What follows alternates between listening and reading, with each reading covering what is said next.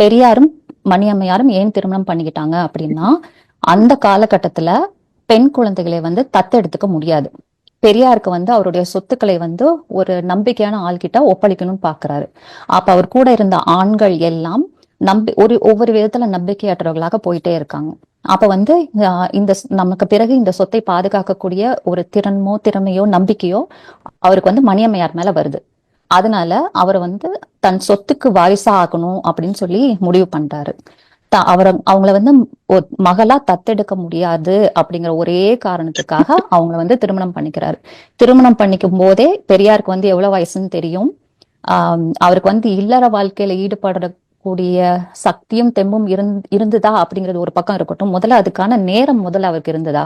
அவர் பண்ணிய பிரச்சாரங்களும் அவர் செய்த பயணங்களும் இந்த மக்களுக்காக உழைத்த உழைப்பும் இத்தனைக்கும் நடுவில் அவருக்கு காதல் பண்றது கூட டைம் இல்லை. அவர் உண்மையா காதலிச்சது வந்து நாகம்மையாரை மட்டும்தான். அதன் பிறகு மணியம்மையாரை வந்து சொத்தை பாதுகாப்பதுக்காக கல்யாணம் பண்ணிக்கிட்டாங்க. அதே எண்ணத்தோட தான் மணியம்மையாரும் அவங்கள கல்யாணம் பண்ணிக்கிட்டாங்க. பெரியாரின் மறைவுக்கு பின் அதை எவ்வளவு சீரும் சிறப்புமாக பெரியார் அவங்க மேல வச்சிருந்த நம்பிக்கையை காப்பாத்தினாங்க, மணியம்மையார் எப்படி காப்பாத்தினாங்க அப்படிங்கறத வரலாறு நிரூபிச்சிருக்கு. இதை தாண்டி விமர்சனம் வைக்கிறவங்களுக்கு இதை தாண்டி அவரை பெரியாரை விமர்சிக்க ஒண்ணும் இல்லைங்கிறதுக்காக திரும்ப திரும்ப இதை சொல்றாங்களே தவிர வேற எந்த காரணமும் இல்லை.